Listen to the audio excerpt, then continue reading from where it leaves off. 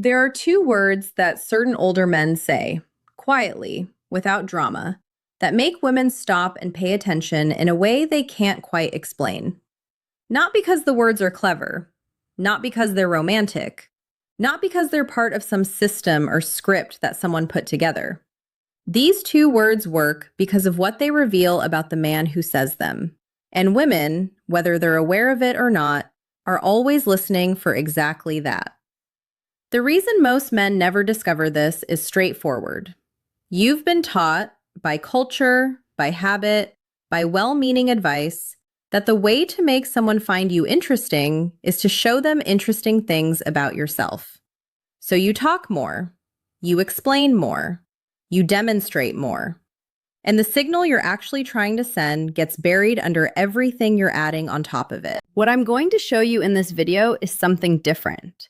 Not a technique layered over your personality, not a line to memorize and deploy. What I'm going to show you is a two-word response that works because it comes from a specific internal place. And once you understand what that place is, everything about how you carry yourself in conversation will begin to shift. By the end of this video, you will know exactly what those two words are, why they work on women in a way that longer, more impressive things never do, and what you actually need to feel inside for them to land the way they're supposed to.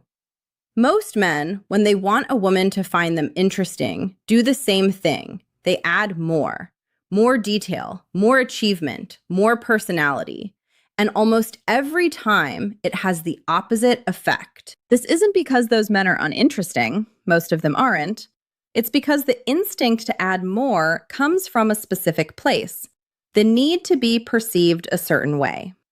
And women over a certain age, particularly women in their 30s and beyond, have become remarkably attuned to that need. Not because they're cynical, because they've seen it enough times to recognize what it feels like. A man who keeps building his case, who keeps adding one more thing about himself, who laughs slightly too long at his own observations, who finds subtle ways to name his accomplishments, broadcasts something he isn't trying to broadcast. He tells a woman, without using a single word about it, that her opinion of him is running the conversation. That one signal, approval seeking, is what closes women off faster than almost anything else. Not because women are cruel or calculating, but because the felt sense of a man who needs to impress is deeply, almost physically uncomfortable to be around. You might have experienced this from the other direction without realizing it. Think about a time when someone wanted something from you very badly. Not romantically, just in general. A salesman, a colleague, someone who needed your approval on something. Remember how that invisible pressure felt, how it made you want to create distance, even if you couldn't explain why. That is precisely what happens when a man overperforms in conversation with a woman he's attracted to. The content of what he says becomes almost irrelevant. What she's feeling is the pressure underneath it. So if more doesn't work, what does? The answer starts with understanding something specific about how women actually process attraction, which is almost nothing like how men do. Here's something most men never learn. Women don't just listen to what you say. They listen for what your words tell them about how you feel about yourself. When men feel attracted to someone, the process tends to be direct and visual. Something registers quickly, a decision is made quickly. When women feel attracted to someone, the process is layered. It builds over time through impression and accumulation, through pattern recognition that often happens beneath conscious awareness. She's not running a checklist. She's taking in a feeling, the feeling of being around this particular person, and deciding whether it's a feeling she wants more of. What generates that feeling isn't primarily your appearance. It isn't your status, though context matters there. It isn't your humor, your intelligence, or your stories, though all of these can contribute once the base layer is established. The base layer, The foundation everything else builds on is the felt sense that you are at ease inside yourself, that you don't need the conversation to go any particular way, that you would be the same person whether she was impressed or not. Behavioral researchers who study interpersonal attraction use the term self-containment to describe this quality, the capacity to hold your own state regardless of external feedback. In plainer language, it's the difference between a man who's pleasant to be around and a man who's a relief to be around. That second quality is rare, and women feel it almost immediately. Of course, context always matters. Not every interaction will follow this pattern cleanly, and there are situations, high-energy social settings, early introductions, where warmth and expressiveness matter more than economy. But when a woman is deciding, on some quiet level, whether a man is someone she wants to know more deeply, what she's measuring is almost always this. Does being around him feel easy, or does it feel like work? So what signal actually triggers that feeling of ease? What do high-status, self-contained men do, or more accurately, not do, that generates this response? The answer comes through most clearly, not in long speeches or impressive stories, but in something much smaller, something you might never think twice about. There's a reason women describe certain men as having quiet confidence. It's not actually about being quiet. It's about what the economy of their words signals. Psychologists who study conversational behavior have documented a consistent pattern across different cultures and social settings. Individuals perceived as high status, not just socially but personally, tend to use fewer words to communicate the same ideas as those who are lower in perceived status. This isn't simply a correlation. It reflects something real about how status and self-perception express themselves in language. When you over-explain, you're not just using extra words. You're revealing that you expect to be doubted. When you qualify everything excessively, when you add layer after layer of context to simple observations, what you're communicating under the words, in the texture of the delivery, is that you're not fully confident the other person will accept what you're saying at face value. And women feel this, not always consciously, but they feel it the way you feel a slight dampness in the air before rain. Something in the atmosphere shifts. A man who speaks with genuine economy, who makes a point and lets it land without immediately propping it up, who allows silence without filling it, who trusts that what he said was sufficient, creates an entirely different atmosphere. He feels different to be around. His words carry more weight precisely because there are fewer of them. This is what the two words are built on. Not a tactic, a truth about how communication and perceived authority interact. And now that you understand the mechanism, we can talk about when it works, because context here is everything. These two words don't work as an opener. They don't work as a compliment.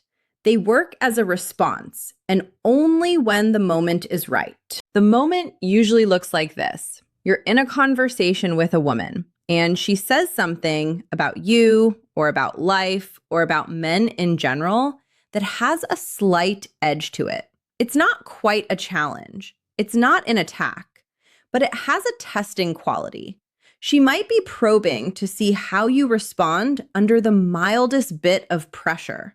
She might be making a slightly self-aware observation to see if you'll rush to reassure her.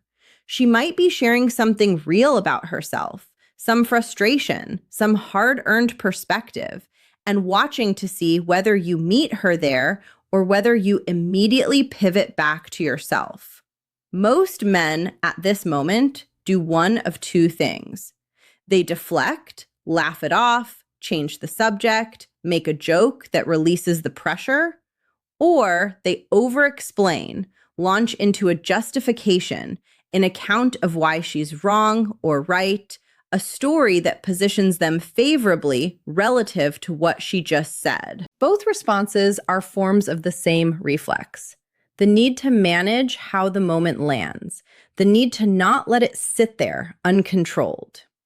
The response that works is neither of those things. It's something most men in this situation have never thought to try because it feels almost too simple to be useful. Here's what that moment looks like, and here's exactly what to say. The two words are simple. You've said them 1,000 times, but you've probably never used them quite like this. The two words are, I know.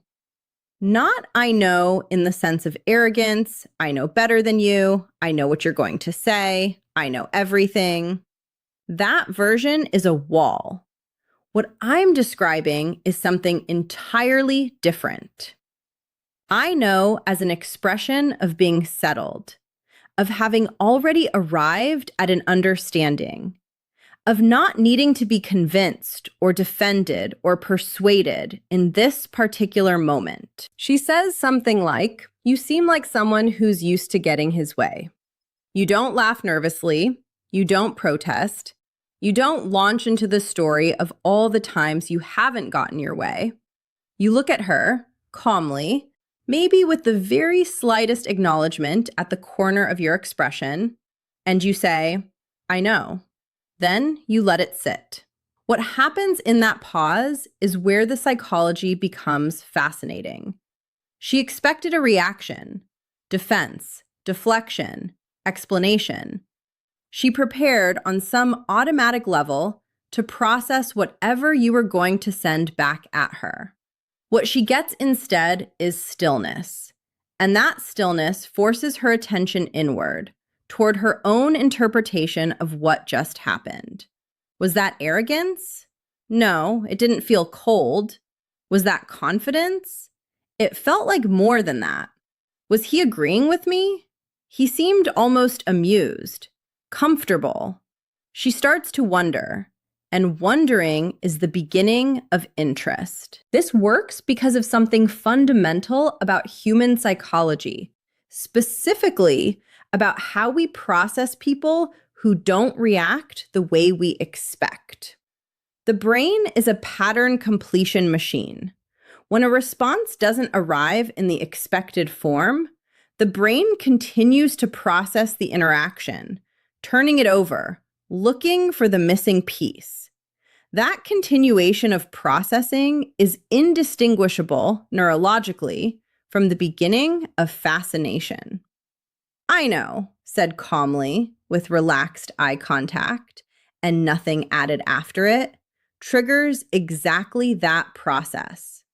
It breaks pattern without being strange. It holds frame without being combative. It suggests depth without explaining what that depth is. But there's a version of this that backfires, and it's closer to the right version than most men realize. Used wrong, these two words close a conversation. Used right, they open something a woman didn't expect and can't stop thinking about. The failure mode is delivery. I know it's said with a flat tone and no warmth reads as dismissive. Said with a smirk reads as performative. And women have an immediate, almost allergic response to performed confidence because they've seen it used as a mask too many times. Said too quickly, before she's fully finished her thought, it reads as someone who wasn't actually listening. The version that works carries 3 nonverbal elements. A brief pause before the words. Not dramatic, just natural, as if you considered for a half second before speaking. Relaxed, direct eye contact. Not a stare, not a glance, but the easy gaze of a man who has nowhere else to be. And after the words, a silence that you do not rush to fill. You say it, you let it land. You stay present. You let her carry the next moment. This is where age becomes a genuine advantage, and not a small one. A younger man who attempts this often gets it wrong, Not because he lacks intelligence, but because he hasn't yet developed the comfort with silence that makes the delivery land naturally. For a man in his 40s, 50s, or 60s who has genuinely lived, who has made real decisions, navigated real difficulty, built something real, the stillness isn't an act. It's an expression of something that's actually there. That authenticity is precisely what women in this age range are looking for. And that connects directly to why this works differently on women over 30. This doesn't work the same way on every woman, but for women who are past the stage of being impressed by ambition alone, it works in a way that almost nothing else does. Women who are in their 30s, 40s, and beyond have accumulated something that younger women typically haven't yet: a catalog of experiences with men who performed confidence without possessing it. Men who talked about their calm but became reactive under pressure. Men who seemed assured in casual settings but fell apart when something real was asked of them. Men who filled every silence because silence made them anxious. Over time, and often without consciously deciding to, these women recalibrated what they find attractive. The qualities that once seemed exciting, high energy, constant momentum, the need to be the most interesting person in the room, begin to register differently. They begin to feel like effort, like something that will eventually require management. What a mature woman finds compelling instead is a man who doesn't need the room, who can sit in a conversation without needing it to go his way, who can hear a slightly challenging comment and not immediately need to respond to it, whose sense of himself is not contingent on what any particular interaction produces. I know, said in the way we're describing, communicates all of that in 2 syllables. It suggests that this man has thought about himself, that he has a relationship with his own history, his failures as much as his achievements, that he isn't performing, that what you're seeing is what's actually there. That signal, lived experience expressed as quietness rather than volume, is disproportionately attractive to women who have been around long enough to know what its absence costs. And this brings us to the part that almost no one talks about because it's the hardest thing to hear. Here's the part that most videos skip because it's harder to hear. These 2 words only work if they're true.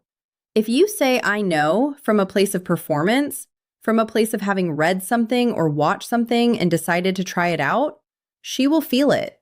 Not through any kind of mind reading, simply because performed stillness has a different texture than genuine stillness. There's a slight over-control to it, a micro-tension in the jaw or the shoulders or the timing of the pause that reads, to someone paying attention, as effort. And women who are emotionally attuned, which many women in this age range are because life has developed that attunement in them, will feel the difference between a man who is calm and a man who is trying to seem calm. This means the real work isn't learning the 2 words. The real work is developing the internal state from which they emerge naturally. And that state has a specific character. It's low approval seeking. It's comfortable with silence. It's genuinely settled about who you are. Not perfectly, not without doubt, but settled enough that a woman's initial reaction to you doesn't determine how you feel about yourself. Think about the men you've known who had this quality.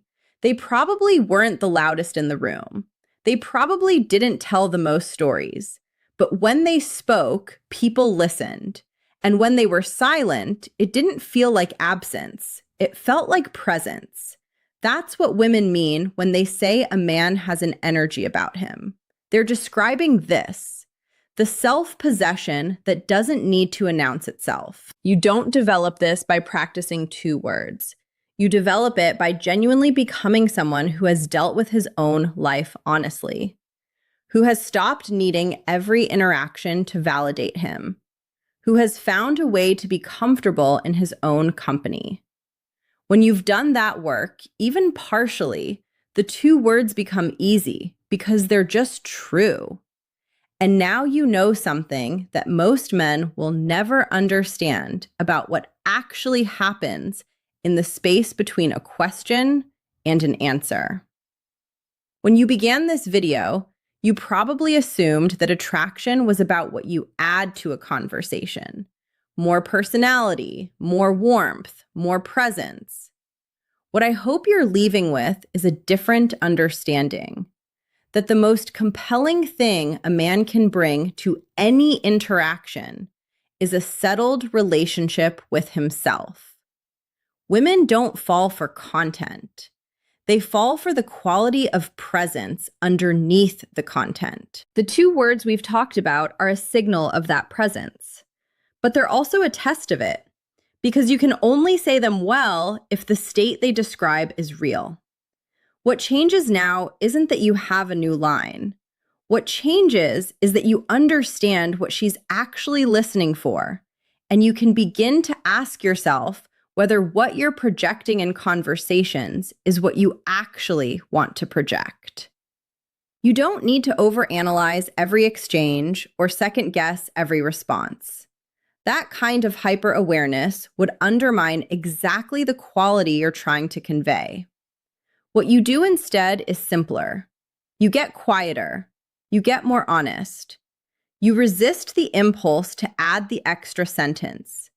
You let your words land without immediately reinforcing them. Think back to a conversation you've had recently.